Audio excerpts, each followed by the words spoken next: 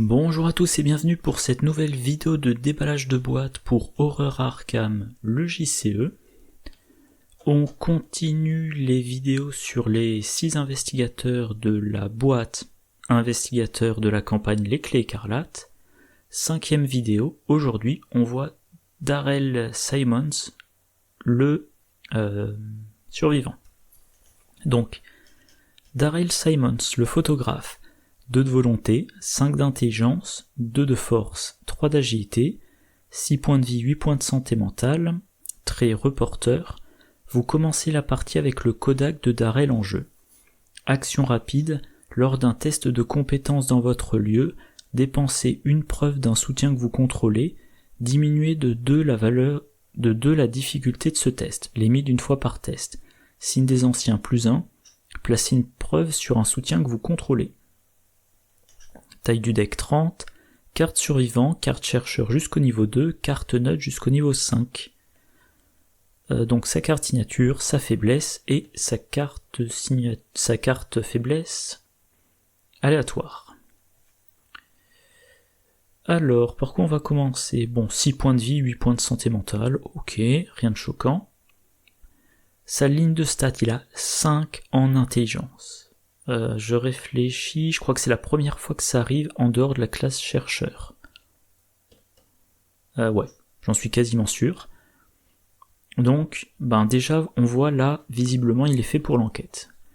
2 de volonté, c'est faible. 2 de force, si c'est pas sa spécialité, on s'en fout. 3 d'agilité, c'est pas... Bon, de temps en temps, il pourra s'en servir. Il commence avec sa carte signature en jeu. Voilà, on va déjà la regarder. Donc, sa carte signature, qui coûte 2, mais bon, comme elle est en jeu, tant qu'on n'a pas à la défausser, on n'a pas à la rejouer. Réaction, après qu'une carte ennemie ou traîtrise est entrée en jeu, inclinez le Kodak de Darrell, placez une ressource, prise dans la réserve de pions, sur cet ennemi ou sur cette traîtrise en tant que preuve. Réaction, après que vous avez découvert n'importe quel nombre d'indices, déplacez vers le Kodak de Darrell le même nombre de preuves qui sont sur des ennemis ou traîtrises dans ce lieu. Ou dans aucun lieu. Oui, voilà, ok.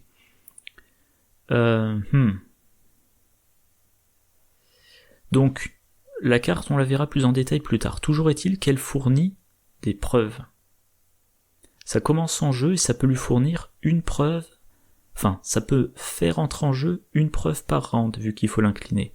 Et ensuite, on a des moyens de récupérer ces preuves, les déplacer vers Darrell. Et Darrell, une fois par test, il peut dépenser une preuve d'un soutien pour diminuer de 2 la difficulté de ce test. Et son signe des anciens lui fournit une preuve. Donc Darrell, il est excellent en enquête, et il a la possibilité pour chaque test de diminuer la difficulté. Donc d'être encore meilleur en enquête, ou d'avoir ses chances pour des tests sur les 3 autres compétences. Donc les cartes auxquelles il a accès, qui jouent avec l'épreuve, elles sont toutes en chercheur. L'appareil photo à souffler, qu'on connaît, voilà, voilà, j'ai l'onglet ici. Réaction, après que le dernier indice de votre lieu a été découvert, placez une ressource, prise dans la réserve de pions, sur cette carte en tant que preuve, limite d'une fois par partie pour chaque lieu. Tant que l'appareil photo à souffler a au moins une preuve, vous avez +1 en volonté, au moins 2 preuves +1 en intelligence, au moins 3 preuves +1 en santé mentale. Donc, cette carte-là vous fournit au maximum autant de preuves qu'il y a de lieux dans le scénario. On a l'hypothèse empirique. Au début du round, on choisit un critère. Alors il y en a plus en personnalisant la carte. Quand le critère est rempli, on peut l'incliner pour y mettre une preuve. Et ensuite on peut dépenser les preuves pour piocher les cartes. Donc cette carte-là vous rapporte au maximum une preuve par round. Les notes de recherche, après qu'une capacité de carte joueur a placé sur le lieu un ou plusieurs indices, on met autant de ressources sur cette carte-là en tant que preuve, Et pour une action, on effectue un test d'intelligence de difficulté 0. Pour chaque point de réussite, on peut dépenser une preuve pour découvrir un indice dans le lieu. Les outils dissection, c'est un peu comme l'appareil photo à souffler, sauf que là, c'est après qu'un ennemi a été vaincu. Et il n'y a pas besoin d'incliner les outils de dissection, donc là, c'est une preuve par ennemi vaincu dans le lieu. La première preuve donne un +1 en agilité, la deuxième un +1 en force, la troisième +1 en santé mentale. Et donc enfin son Kodak. Donc il a la possibilité pendant la partie de gagner plein de preuves, et chaque preuve sert à diminuer la difficulté du test. Donc si vous jouez en standard, ça vous aide à réussir, et si vous jouez si vous jouez en standard, c'est bon à prendre. Si vous jouez en expert, c'est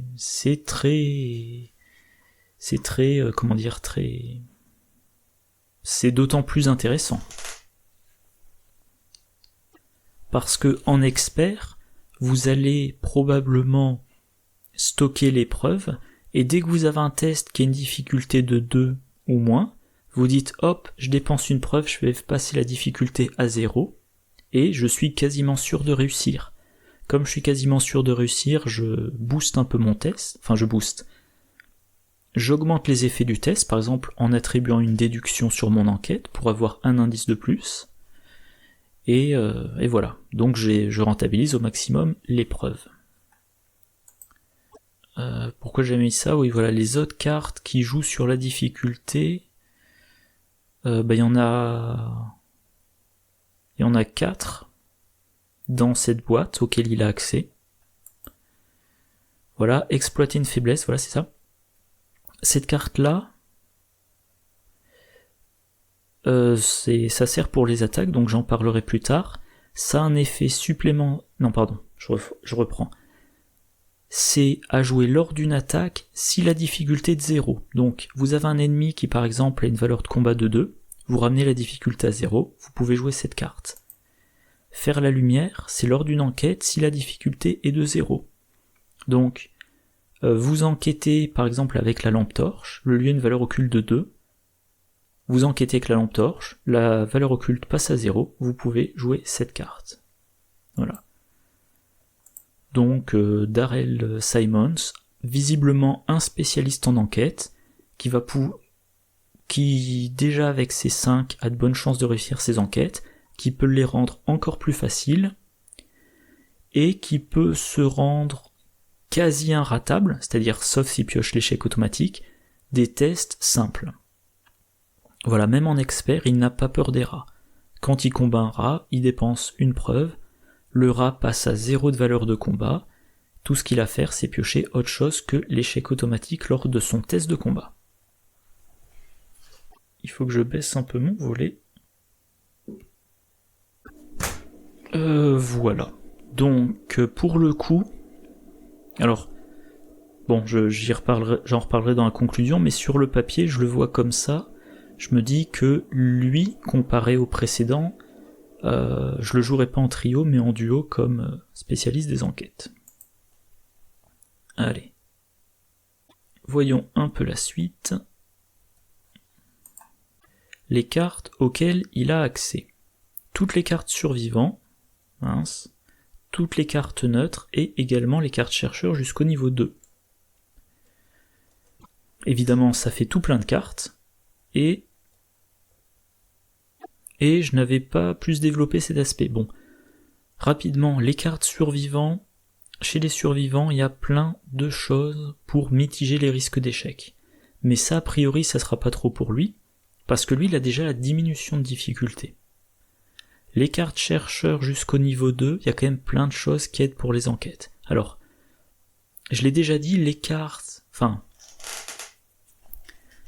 c'est à partir du niveau 3 que les cartes d'une classe commencent à aller vraiment à fond dans la logique de la classe. Si on veut avoir les meilleures cartes chercheurs de tutorat, c'est à partir du niveau 3. Les meilleures cartes je sais pas, de pioche chez chercheurs, c'est à partir du niveau 3, etc., etc. Mais niveau 0 à 2, on a quand même perception, on a quand même déduction, on a quand même pas mal d'alliés qui boostent l'intelligence, donc encore une chose qui va le rendre encore meilleur en enquête. Et encore une fois, j'avais pas mis à jour ce fichier, sa carte signature, le Kodak de Darrell. Donc un soutien qui commence la partie en jeu, mais qui coûte 2 pour le cas où on le perdrait et qu'on voudrait le rejouer. Objet outil, réaction après qu'une carte ennemie ou traîtrise est entrée en jeu, inclinez le Kodak de Darrell, placez une ressource, prise dans la réserve de pion, sur cet ennemi ou cette traîtrise en tant que preuve. Réaction, après que vous avez découvert n'importe quel nombre d'indices, déplacez vers le Kodak de Darrell le même nombre de preuves qui sont sur des ennemis ou traîtrises dans ce lieu, ou dans aucun lieu.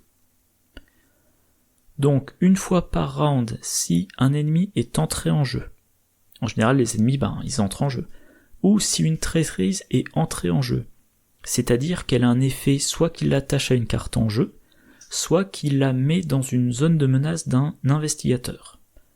On met une preuve dessus. Comme on incline le Kodak, c'est seulement une fois par round maximum. Donc en solo, on n'y arrivera pas à tous les rounds, parce qu'à certains rounds, on aura une carte traîtrise à résoudre immédiatement et à défausser. En duo, il faut que sur les deux cartes, il y ait au moins un ennemi ou une traîtrise qui entre en jeu. Et à 3 ou 4, à certains rounds, on se dira, mince, ce round-ci, potentiellement, j'aurais pu mettre 3-4 preuves, mais j'ai le droit qu'à une. Voilà. Et enfin, pour récupérer les preuves qui sont sur ces cartes rencontres, il faut trouver des indices. Ce qui veut dire que, évidemment, vous voulez récupérer les preuves, vu que ça va faire fonctionner la mécanique de Darrell de diminuer la difficulté. Mais les preuves, vous ne les récupérez qu'en trouvant des indices.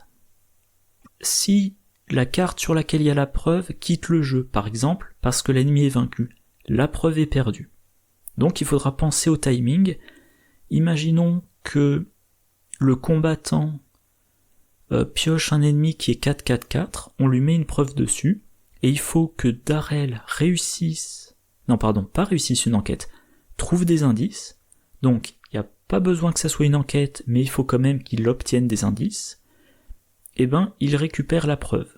Et ensuite, vu que la preuve n'est plus sur l'ennemi, le combattant peut vaincre l'ennemi. Problème, si cet ennemi 4-4-4 entre en jeu engagé avec Darrell, si Darrell récupère un indice, il faudra déjà qu'il fasse son tour, donc il commence à jouer, il récupère un indice, si c'est avec une action, il se prend une attaque d'opportunité, et ensuite il faut qu'il se débarrasse de l'ennemi en question. Et ensuite le combattant joue et tue l'ennemi. Si le joueur qui joue Darrell dit cet ennemi est trop fort pour moi, il faut que le combattant m'en débarrasse, le combattant commence à jouer, tue l'ennemi et la preuve est perdue. Donc ça va pas forcément être facile de récupérer ces preuves-là. Faut pas partir du principe que à chaque round ça donnera une preuve. Et je pense à un truc, une carte qui est dans cette boîte et qui peut potentiellement aider, c'est conseil de niveau 2. Faut que je la retrouve. De niveau 1. Choisissez un autre investigateur dans votre lieu qui n'a pas encore effectué son tour durant ce round. J'allais dire une bêtise. Je croyais que ça faisait ça interrompait son tour pour faire jouer l'autre. Non, j'ai rien dit. Donc voilà. Si c'est une traîtrise qui entre en jeu comme paralysée par la peur, pas de problème. On met la preuve dessus, et Darrell, dès qu'il a un indice, il retire la preuve, et ensuite elle peut être défaussée. Un ennemi engagé avec quelqu'un d'autre, il faut que Darrell ait une preuve avant qu'on puisse tuer l'ennemi, idéalement. Si l'ennemi est engagé avec Darrell, là ça peut gêner. à noter qu'il n'y a pas de limitation sur le lieu, et que la traîtrise n'a pas besoin d'être dans un lieu. Donc si c'est une traîtrise qui est attachée à l'acte, ou attachée à l'intrigue, ou placée à côté du deck de rencontre, ça marche quand même. Si la preuve vous la mettez sur un ennemi engagé avec un autre investigateur dans votre lieu, et que dans votre lieu il n'y a pas d'indice, et ben Darrell il va vouloir changer de lieu, trouver un indice dans cet autre lieu. Ah non, pardon, des preuves qui sont sur des ennemis ou traîtrises dans ce lieu. Non, je retire ce que j'ai dit. Vous ne pouvez pas prendre un indice dans le lieu A pour récupérer une preuve dans le lieu B. Par contre, si vous prenez un indice dans le lieu A, vous pouvez récupérer une preuve d'une carte qui n'est dans aucun lieu. Voilà. Bon. C'est intéressant, mais pas... pas... Ça va aider Darrell à démarrer sa récolte de preuves, mais ça va pas faire tourner le deck. Alors, point intéressant quand même, ça entre en jeu, donc on n'a pas à la jouer, on n'a pas à payer les ressources, ça ne prend pas d'emplacement de main, heureusement, donc ça laisse les 2 mains libres pour par exemple 2 appareils photo à souffler, et du coup, comme ça commence en jeu, ça fait une carte de moins dans la pioche. Sa faiblesse.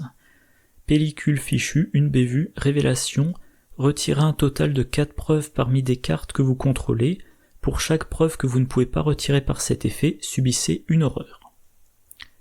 Donc encore une fois, on a ces cartes-là pour récupérer des preuves. Une façon simple, par exemple, c'est les notes de recherche. On met dans son deck des cartes chercheurs qui placent des indices sur le lieu. Chaque fois qu'on le fait, on met une preuve sur les notes de recherche. Comme Darrell est bon en enquête, on n'utilise pas cette capacité-là pour récupérer plusieurs preuves d'un coup, et les notes de recherche accumulent les preuves. Alors placer des preuves, par exemple, ça va être en utilisant découverte fascinante, un événement, une ressource et une action.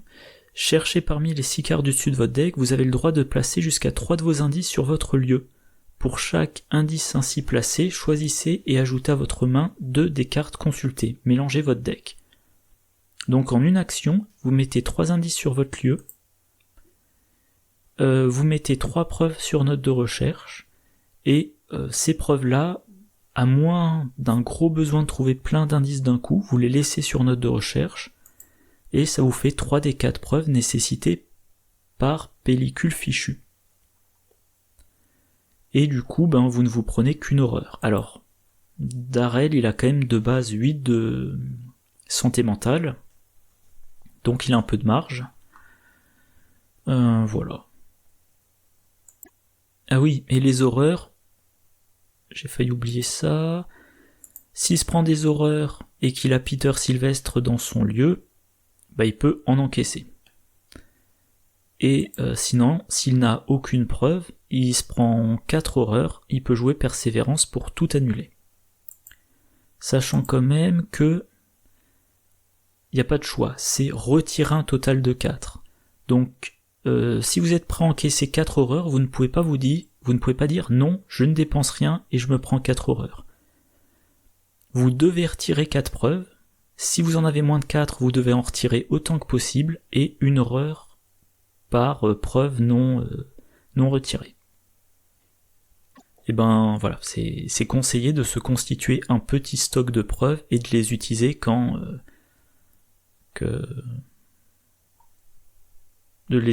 que lorsqu'on en a vraiment besoin, que lorsque ça a le plus d'impact. Allez, on va entrer dans le vif du sujet. Darrell, qu'est-ce qu'il peut faire niveau enquête et découverte d'indices? Alors, j'ai d'abord mis première ligne Darrell lui-même. Oui, il a 5 en intelligence. Voilà. La lampe torche, le cryptographe, toutes les cartes qui ont le trait outil avec la ceinture porte-outil, mémoire macabre, fer avec les moins du bord, vieux porte-clés, notamment de niveau 3, plus diminution de difficulté, faire la lumière, plus diminution de difficulté. Déjà, voilà, toutes ces cartes-là, il peut les prendre et ces cartes-là mentionnent l'enquête ou les indices. Alors évidemment, dans le lot, il y a des cartes qui n'aident pas à enquêter ou à trouver des indices, mais elles ont toutes une interaction avec les indices. L'appareil photo à souffler, ça peut fournir des preuves, mais si on dépense pas les preuves, avec 2 preuves dessus, on passe à 600 d'intelligence. C'est quand même bien plaisant. Le cryptographe, c'est un outil qui occupe un emplacement de main, qui a 3 secrets. Action rapide, incliner le cryptographe et dépenser un secret, enquêter. Votre lieu gagne +1 de valeur occulte pour cette enquête. Ou alors, action, incliner le cryptographe et dépenser un secret, enquêter. Votre lieu perd 2 de valeur occulte pour cette enquête. Donc, si vous êtes assez sûr de vos chances de réussite, vous augmentez de 1 la valeur occulte pour ne dépenser aucune action en faisant votre enquête. Si l'enquête est difficile, vous dépensez l'action, ce qui vous permet de diminuer la valeur occulte. Et si vous faites une enquête en action rapide, ça vous évite les attaques d'opportunité. Ce qui au passage est intéressant avec le Kodak. Voilà. Un ennemi entre en jeu, engage avec vous, vous lui mettez une preuve dessus. En action rapide, vous enquêtez avec le cryptographe. Si vous réussissez, vous prenez un indice. Comme vous avez pris un indice, vous récupérez la preuve du Kodak. Vous récupérez la preuve et vous la mettez sur le Kodak, voilà. Et ensuite, vous allez faire un effet d'évasion ou de combat, vous allez dépenser cette preuve pour donc tuer l'ennemi ou l'incliner avec votre première action, et derrière il vous reste 2 actions pour enquêter et ensuite quelqu'un d'autre tue l'ennemi, ou alors une action pour enquêter et vous sortez du lieu avant que l'ennemi se redresse. Le cryptographe a le trait outil. Il faut l'incliner pour l'utiliser, donc on ne peut l'utiliser qu'une fois par round, et une fois qu'on l'a utilisé, il prend quand même son emplacement de main, qui empêche d'avoir une autre carte qui utilise un emplacement de main. Sauf si vous utilisez la ceinture porte-outil. Voilà, ça occupe un emplacement de corps. Chaque soutien attaché n'occupe aucun emplacement et perd le texte imprimé dans sa boîte de texte, à l'exception des traits. Action rapide, inclinez la ceinture porte-outil, choisissez une option, attache à la ceinture porte-outil un soutien outil qui se trouve dans votre zone de jeu, échangez un soutien outil de votre zone de jeu contre un soutien attaché, ou détachez un soutien attaché. Donc vous avez le cryptographe en jeu, vous avez dans votre autre main, mettons l'appareil photo à souffler, vous avez attaché à la ceinture porte-outil une lampe torche, vous utilisez le cryptographe, il est incliné, vous utilisez la ceinture porte-outil, vous l'inclinez, vous échangez le cryptographe avec la lampe torche, maintenant vous pouvez enquêter avec la lampe torche. Tour suivant, vous commencez par enquêter avec la lampe torche, puis vous utilisez la ceinture porte-outil pour échanger lampe torche et cryptographe, et vous enquêtez avec le cryptographe. Voilà. Dans cette boîte, on a Mémoire macabre, un soutien chercheur de niveau 0 qui coûte 3, qui occupe un emplacement de main, trait, objet et livre, utilisation 4 secrets, action, dépenser un secret, enquêter, vous gagnez plus d'intelligence pour cette enquête, en cas de réussite avec une différence de 2 ou plus, vous avez le droit de piocher une carte. Donc ça booste vos enquêtes, vous enquêtez à 7 d'intelligence contre la valeur occulte. Alors 7 c'est peut-être plus que nécessaire, sauf si vous jouez en expert, et l'effet intéressant c'est que vous pouvez piocher si vous réussissez de 2 ou plus. Réussir de 2 ou plus avec cette carte-là, c'est comme réussir sans cette carte-là. Donc certains diront peut-être que c'est un effet win-more, mais bon.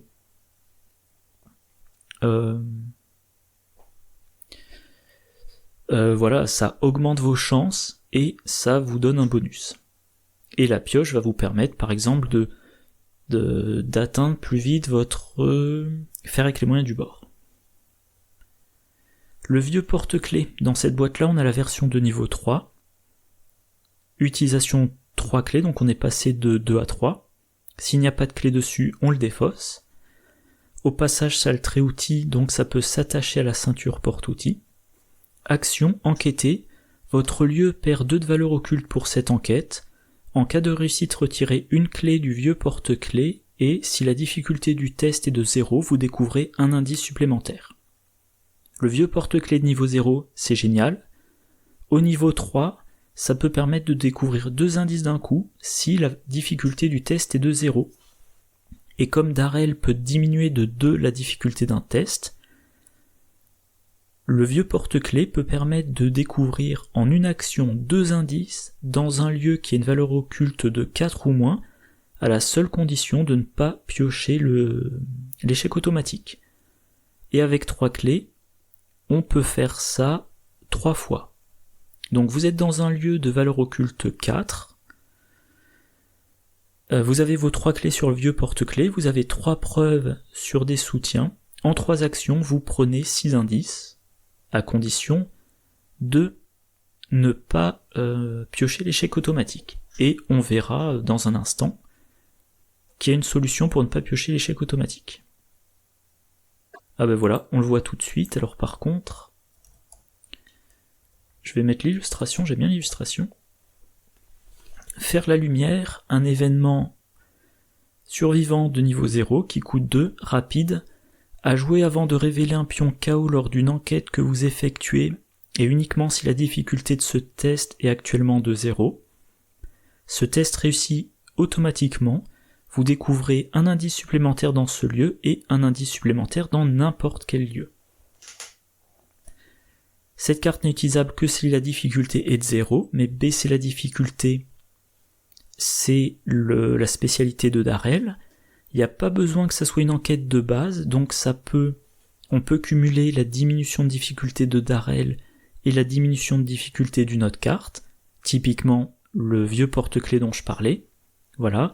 Vous êtes dans un lieu à valeur occulte de 4, avec vieux porte-clés vous baissez à 2, avec Darrell vous baissez à 0, avant de piocher votre pion KO, vous jouez ça pour 2 ressources, vous ne piochez pas de pion KO, voilà, comme c'est avant de piocher le pion et qu'on vous dit que ça réussit automatiquement, ça veut dire vous ne piochez pas de pion, c'est réussi, vous avez l'indice de l'enquête, l'indice du vieux porte-clés de niveau 3 vu que la difficulté est de 0, l'indice de faire la lumière, et un 4e indice dans un autre lieu. Si vous avez attribué déduction, un 5e indice. Si c'était déduction de niveau 2, comme vous piochez pas de pion, et que la difficulté est de 0, on compare votre valeur de compétence à 0, donc vous réussissez de 2, donc vous avez un 6e indice. Voilà, je crois que... Voilà. Donc, voilà, Darrell plus vieux porte-clés de niveau 3, plus faire la lumière, plus déduction de niveau 2. Alors oui, ça fait beaucoup de cartes, mais en une action, ça fait 6 indices. Avec certitude. Dans un lieu qui peut avoir une valeur occulte de 4. Voilà, c'est la combo parfaite pour vider les lieux de fin de scénario. Quand on vous dit mettez en jeu le lieu machin, dans le lieu machin il y a 3 indices par investigateur, et on vous dit si vous avez vaincu l'ennemi super bourrin ou retiré tous les indices du lieu, vous avancez, la partie est finie et félicitations, etc., etc. Et ben voilà, Darrell, il est parfait pour tout vider.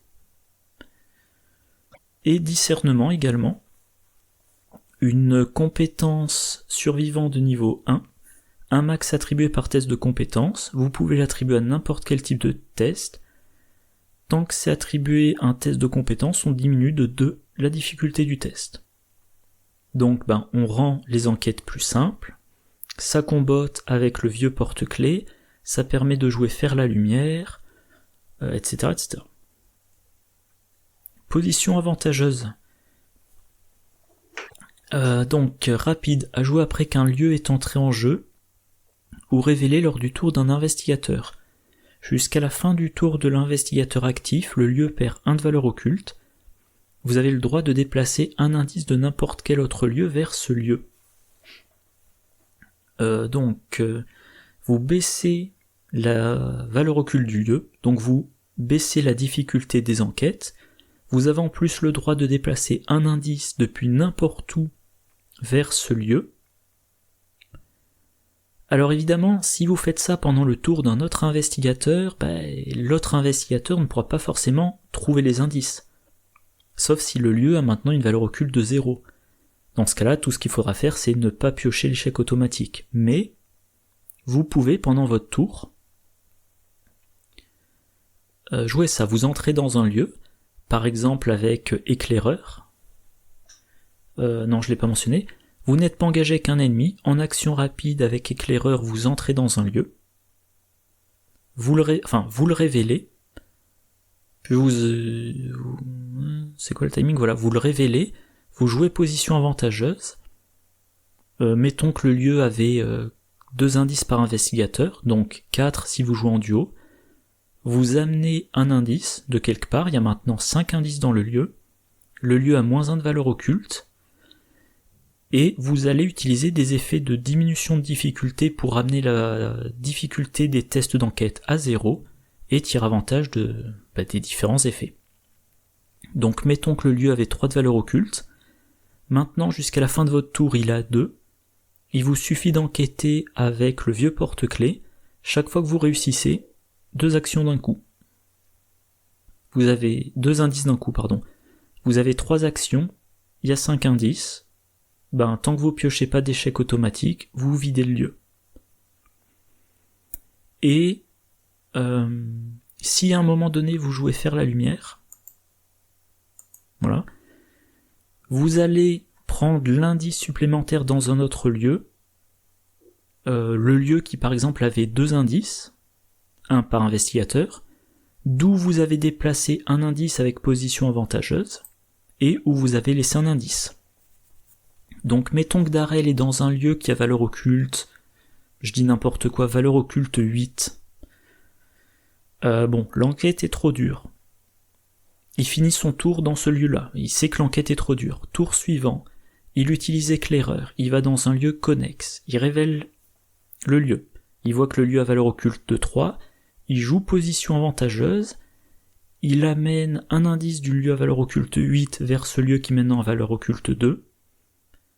Il fait une enquête avec le vieux porte-clés, c'est réussi, il prend 2 indices. Une enquête avec vieux porte-clés, il joue faire la lumière, ça rend la réussite automatique, ça lui donne les 3 indices restants dans son lieu, et l'indice du lieu à valeur occulte 8. Voilà.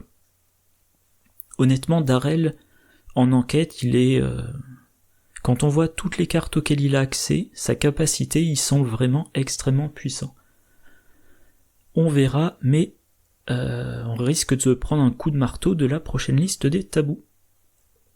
Et bien évidemment, Darrell, il baisse la difficulté des enquêtes, donc il a de bonnes chances de réussir largement, donc on a tout intérêt à lui mettre une copie de récup dans le deck, pour récupérer les objets qui sont dans la pile de la défausse et les rentrer directement en jeu. Typiquement, bien évidemment, je vais y arriver, le vieux porte-clés de niveau 3. Le vieux porte-clés fournit à 3 reprises 1 voire 2 indices, puis il part à la défausse, et voilà, récup de niveau 2 nous le rend. Alors voyons voir maintenant la gestion des ennemis. Alors là j'ai mis évasion et combat,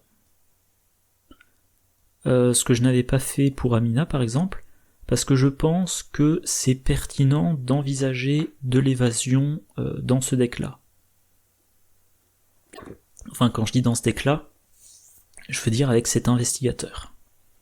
Donc évasion, de l'évasion basique plus de la diminution de difficulté, la barrière improvisée et les outils de dissection. Pour le combat, j'ai un plan, le pic à glace de niveau 3 et récup, arme improvisée et diminution de difficulté, force brute et diminution de difficulté, donc oui en évasion on a aussi repli précipité et diminution de difficulté, action désespérée plus un outil plus récup, disque d'Itzamna plus récup, guet-apens et diminution de difficulté. Donc voyons voir ça. Oui, j'ai pas... Évasion, il a 3 de base, il peut baisser la difficulté. Est-ce que je l'ai mis quelque part? Non. Donc je vais le mettre là. Il a 3 de base et il peut diminuer la difficulté de 2, donc ça lui donne ses chances. Et éventuellement, moi je pense pas que ça soit le survivant pour lequel c'est le plus pertinent, mais vous pouvez mettre dans votre deck chanceux. Donc vous diminuez la difficulté de 2, et si vous réussissez de 2 ou moins, vous avez la possibilité de jouer chanceux.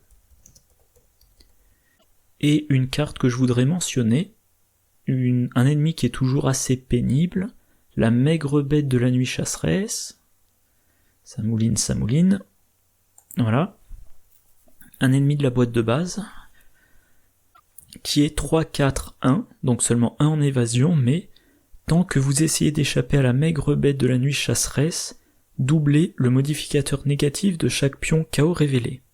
Et elle est chasseur. Donc cet ennemi a une faible valeur d'évasion, mais compense avec un gros malus négatif. Sauf que Darrel, il peut passer, quand il fait une évasion, il dépense une preuve pour que la difficulté passe à 0, et une fois que la difficulté est à 0, on s'en moque des modificateurs négatifs. Parce que dans le pire des cas, le modificateur fait passer sa valeur de compétence à 0, il teste à 0 contre 0, et il a réussi. Voilà. Sauf si il y a la faiblesse hantée en jeu, qui fait que les égalités sont des échecs. Mais bon. Donc a priori, voilà. Déjà, rien que son 3 de base, plus sa capacité à diminuer la difficulté, fait qu'il a ses chances. Les cartes sont dans le désordre. Donc ensuite je disais la barrière improvisée.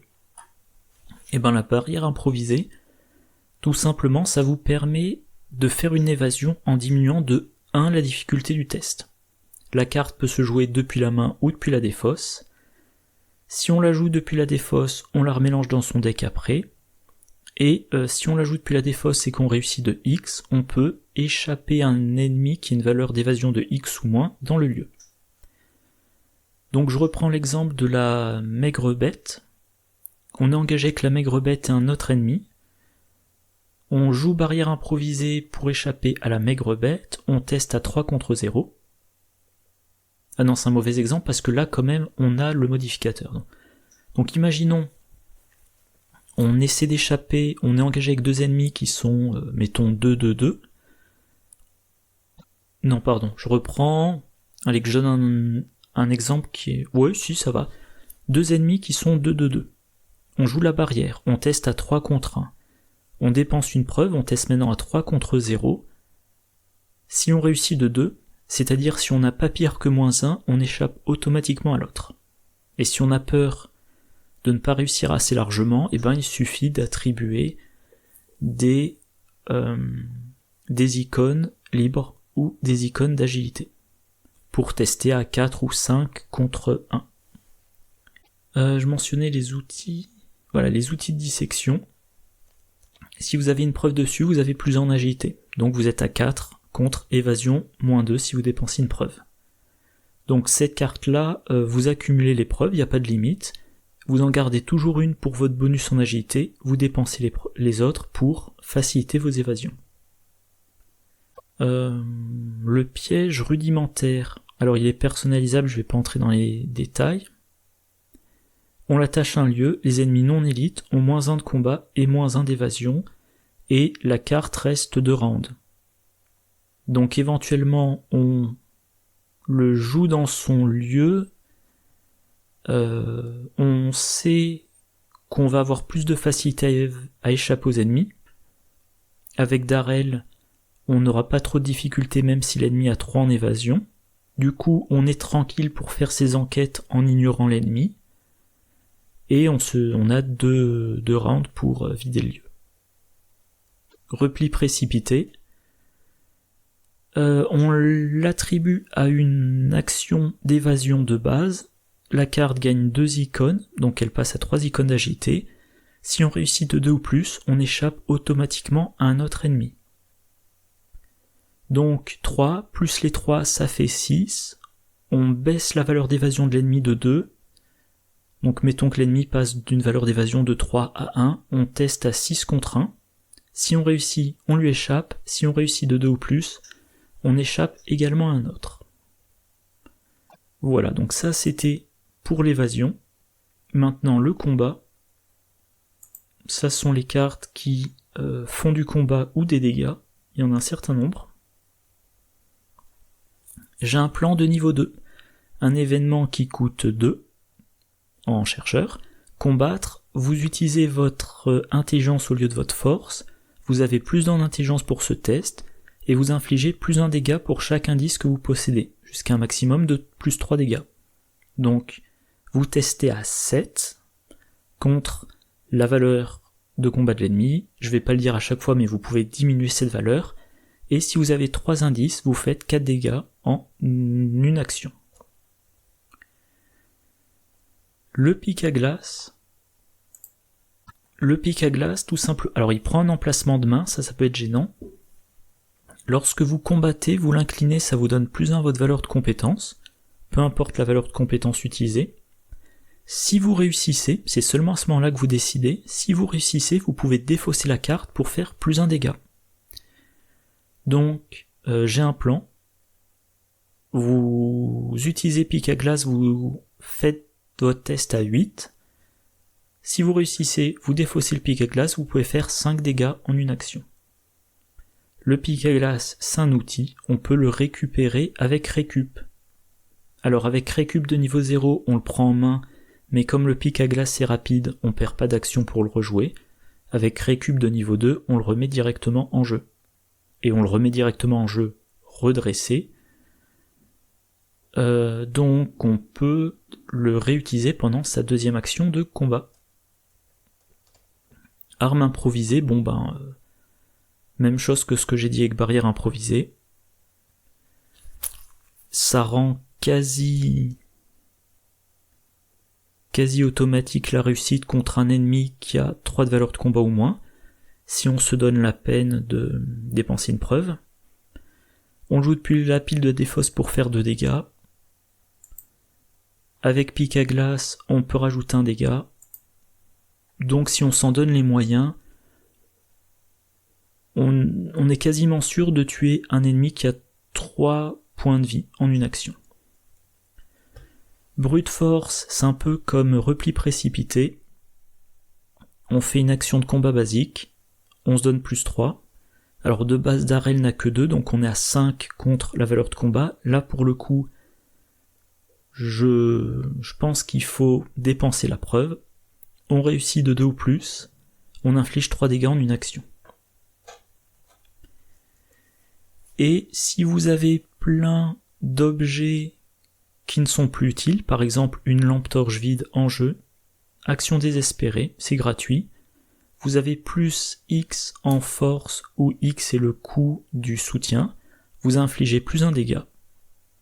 Si le soutien était en jeu, vous gagnez plus X ressources, qui vous serviront peut-être à rejouer ce soutien une fois que vous l'aurez récupéré. Voilà, à noter, la lampe torche coûte 2, donc c'est un plus 2 en force. Et enfin, je crois que c'est l'avant-dernière carte sur le sujet du combat. Le disque dit Zamna. Alors là, c'est la version de niveau 2.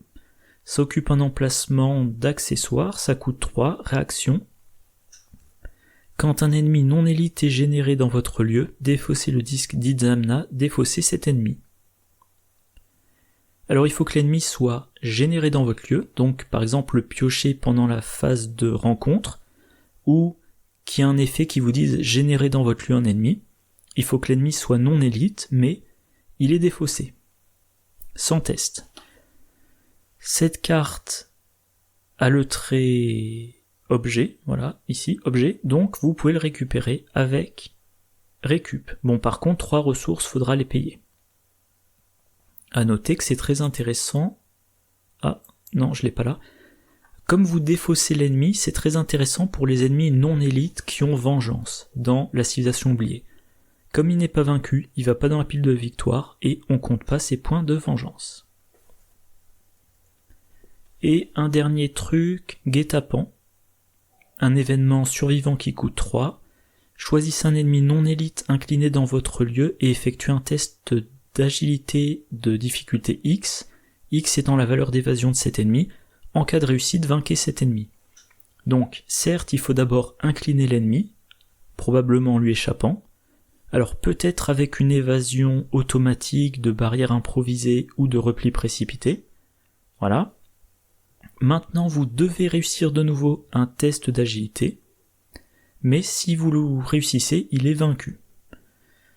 Alors, c'est long. C'est long dans le sens où il faut l'incliner puis jouer ça. Ça va être coûteux en cartes ou en boost ou voilà, en ressources. Mais éventuellement, si un ennemi non élite qui est très difficile à gérer, je sais pas, mettons l'amas de sphère qui a 6 points de vie, qui est chasseur et qui fait défausser les armes de corps à corps quand on l'attaque, ça peut être intéressant. Allez, on arrive à la fin. Ah, c'est bizarre, j'en suis à moins d'1 heure d'enregistrement. Pourtant il a l'air très efficace, j'ai pas passé énormément de temps à parler de lui. Peut-être parce qu'il est assez logique. Bon. Bref, toujours est-il, dernière partie, est-ce que Darrell peut offrir du soutien aux autres investigateurs ? Eh ben, je pense que oui, en l'occurrence, la diminution de difficulté. Comment ? Ben, Darrell, essentiellement. Darrell, j'ai pas insisté sur ce point jusqu'à présent, mais en dépensant une preuve, il diminue la difficulté d'un test de compétence dans son lieu. Pas un de ses tests forcément, il peut diminuer le test de n'importe qui. Pardon. Donc voilà,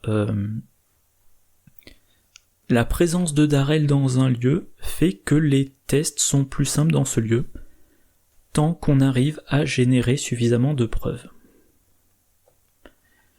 Alors si on regarde toutes les cartes auxquelles il a accès qui diminuent la difficulté des tests, la valeur de compétence, on a par exemple cartographier la zone, un événement chercheur de niveau 0 qui coûte 1, enquêter, ajoutez votre volonté ou votre agilité à votre valeur de compétence pour cette enquête. Donc dans son cas, ça veut dire enquêter à 7 ou 8. En cas de réussite, au lieu de découvrir des indices dans ce lieu, attachez-lui cartographier la zone, limite de 1 par lieu, diminuez de 1 la difficulté de tous les tests de compétences dans le lieu attaché. Donc, alors déjà, c'est une enquête. Il y part de 5, il ajoute une compétence, il a la possibilité de se donner des bonus en intelligence, par exemple, s'il a en jeu Milan Christopher, par exemple, ou s'il attribue perception. Donc il a quand même de très bonnes chances de réussir son test. Il attache ça, tous les tests de compétences dans ce lieu sont plus simples. Et en plus il a son effet à lui. Potentiellement chaque test dans le lieu maintenant a une difficulté diminuée de 3. Alors, est-ce qu'on va vouloir attacher cette carte à n'importe quel lieu ? A priori non. Mais quand on est dans un lieu final ou dans un lieu dans lequel on va camper, ça peut être très bon. Alors, je pense à 2 exemples. Alors, léger spoiler, selon que vous avez fait ou pas les campagnes. Dans Dunwich, là ça date quand même pas mal. Je vais y arriver. Dans Du sang sur l'autel, quand on doit s'occuper de Silas Bishop. Ça mouline. Alors, la chambre cachée, voilà. Et Silas Bishop. La chambre cachée... Ah oui, voilà, je lisais à l'envers. La chambre cachée a une valeur occulte de 3. Et quand on entre dedans, on prend tous les indices du scénario. On prend tous les indices du scénario et on les met dans le lieu. Donc si vous attachez une carte qui diminue la difficulté de 1, la difficulté des tests de 1, c'est comme si on enquêtait dans un lieu avec une valeur occulte de 2. Et sur ce lieu, selon le nombre d'investigateurs, il y a, je sais pas moi, peut-être, j'ai pas joué le scénario depuis longtemps, il y a peut-être 15 indices sur le lieu. Donc vous allez faire énormément d'enquêtes. Dans le lieu, il y a Silas Bishop. Il est 3, 6 par investigateur, 7. Bon, il effectue pas d'attaque d'opportunité, mais il va quand même attaquer pendant la phase des ennemis. Il est massif, donc il attaquera tout le monde. Pour le combattre ou pour lui échapper, la difficulté est diminuée de 1. Et Darrell va pouvoir baisser sa valeur de combat à 0 en combinaison avec cartographier la zone, ou baisser sa valeur d'évasion à 4. Mais en tout cas, tous les investigateurs se sont donné rendez-vous dans ce lieu, tout est plus simple dans ce lieu, et voilà, si vous avez pu stocker les coups vicieux, les perceptions, les déductions, l'âme spectrale, lire les signes, et il va rendre les choses plus simples. Autre exemple dans Innsmouth. Alors, ça doit être l'avant-dernier scénario. Il y a un lieu. Moi, je me suis fait avoir lors de ma dernière partie sur ce scénario. Le dernier lieu dans lequel on va, la tanière de Dagon. Le lieu a 3 de valeur occulte, a 3 indices par investigateur. Donc, déjà pour enquêter, c'est pas le plus simple, et il va falloir faire des tests de volonté ou d'agilité de difficulté 3 pour déplacer des indices qu'on possède vers l'acte. Et c'est en déplaçant plein d'indices qu'on va mettre fin au scénario et avoir une résolution positive. Donc voilà, dans ce scénario-là, si je joue Darrell, je mets cartographier la zone, je l'attache ici. Ça simplifie les enquêtes et ça simplifie les actions de transfert des indices vers l'acte.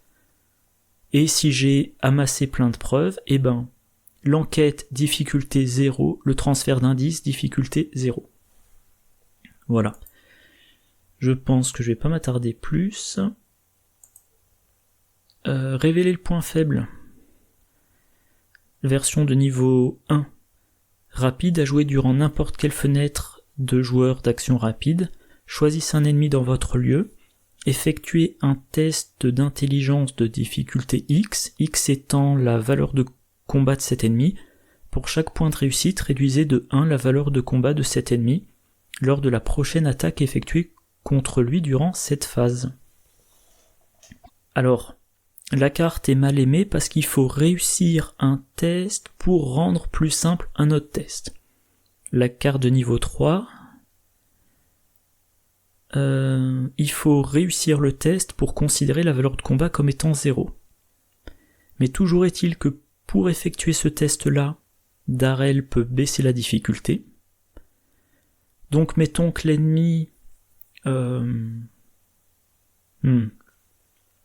je reprends mon indice précédent. On est dans le lieu où il y a Silas, on a cartographié la zone. Donc Darrell pour le moment il fait son test à 5 contre 2. Il va dépenser une preuve pour faire son test à 5 contre 0. Mettons qu'il pioche un -3, il réussit de 2. Donc l'attaque suivante, l'effet de cartographier la zone fait que la difficulté est à 2. L'effet d'exposer les faiblesses, révéler le point faible, fait que la difficulté est tombée à 0, et là le combattant, il met tous ses boosts de dégâts qu'il peut. Voilà, par exemple. Et enfin, faut que j'arrête de dire et enfin, à chaque fois il y a une carte ensuite. Autre possibilité, grand-mère Horn de niveau 3.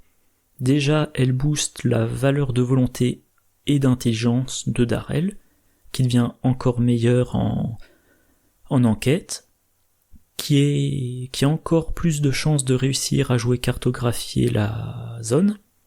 Réaction: quand un investigateur dans votre lieu devrait échouer un test de compétence, inclinez grand-mère Horn, cet investigateur gagne +1 ou perd -1 à sa valeur de compétence pour ce test. Donc, Darrell, il va, quand c'est nécessaire, baisser de 2 la difficulté du test pour les autres. Éventuellement, il ne peut ramener la difficulté qu'à 1. L'investigateur... que je dise pas de bêtises.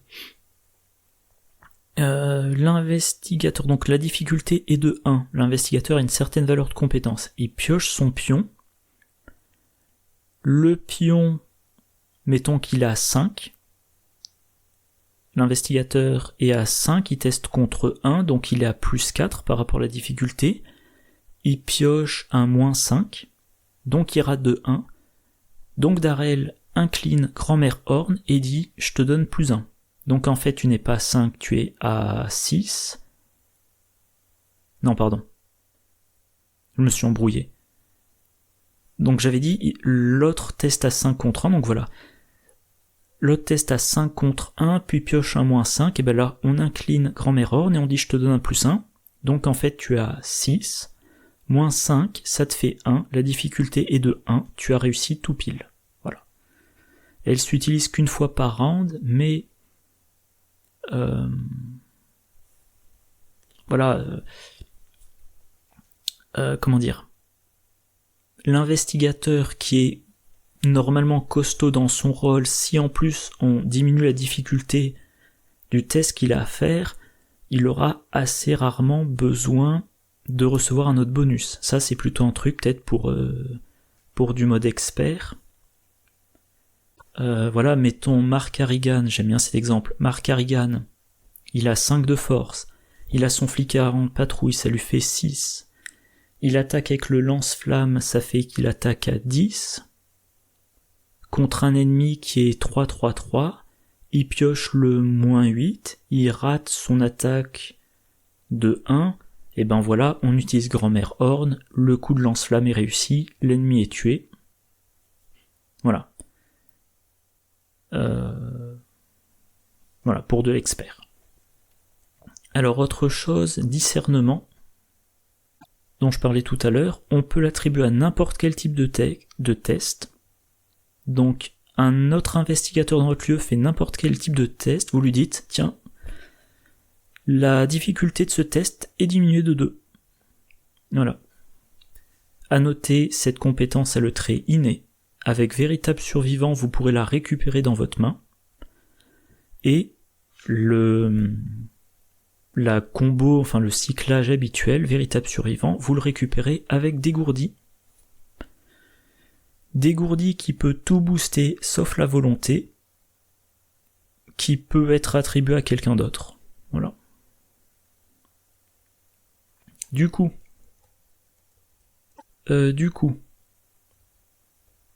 Darrell Simons, contrairement aux investigateurs précédents, lui je le verrais bien en enquêteur principal dans un duo. Voilà. Alors récemment, comme survivant, moi je joue rarement les survivants en combattant. Mais des survivants enquêteurs, il y avait Wendy avec son deck diminution de difficulté qui était très intéressante.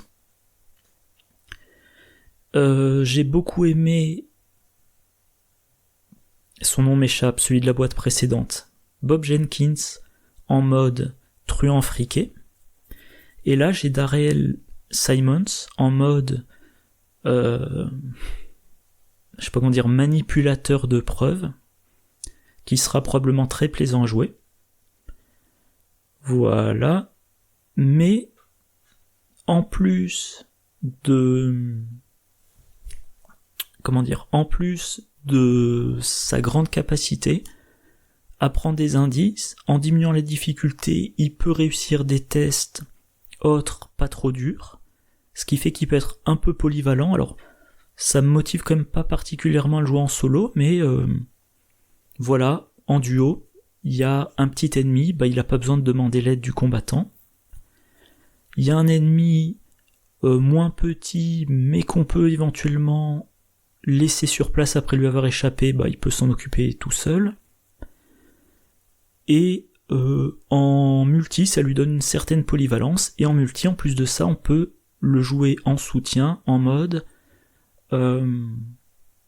je me débrouille pour accumuler les preuves. Alors, faudra voir comment accumuler autant de preuves, mais je mets dans mon deck des cartes qui vous facilitent les tests. Et d'ailleurs, j'ai oublié de mentionner une carte, je vais le dire rapidement. La carte conseil de niveau 1, qui n'était pas pertinente tout à l'heure, mais qui l'est pour le coup. Vu que vous allez dépenser une de vos actions pour la jouer, certes, mais vous allez vous allez choisir un autre investigateur, par exemple l'enquêteur principal, et vous lui dites, tiens, pendant ton tour, tu vas avoir une action supplémentaire, et pendant toutes tes actions, tu auras +1 à chacune de tes compétences. Donc l'enquêteur principal va enquêter à 4 reprises, il aura +1 à son intelligence pour ses enquêtes, mais s'il utilise n'importe quel effet qui permet de faire des enquêtes en additionnant 2 compétences, ou s'il enquête avec autre chose que son intelligence, il aura également un bonus, voire 2 bonus s'il additionne 2 compétences. Donc voilà, alors au début j'étais pas très enthousiaste, mais maintenant que j'ai passé en revue les cartes, que j'ai vu aussi les différents effets possibles des cartes chercheurs qui jouent avec le dépôt d'indices et la récupération d'indices, il me motive beaucoup. Et éventuellement, je l'utiliserai pendant la prochaine campagne que je filmerai. Alors sachant que j'avais prévu de filmer une campagne sur Aux confins de la Terre, parce que je l'ai jamais joué, et je me suis rendu compte que je n'avais jamais acheté les pions personnalisés pour Aux confins de la Terre, et j'aime bien les pions personnalisés Orbits, donc je pense que je me les achèterai avant de jouer la campagne. Donc je jouerai pas la campagne avant quelques semaines, voire quelques mois, le temps de passer la commande et la recevoir. Mais voilà, je vais y arriver. Darrell Simons,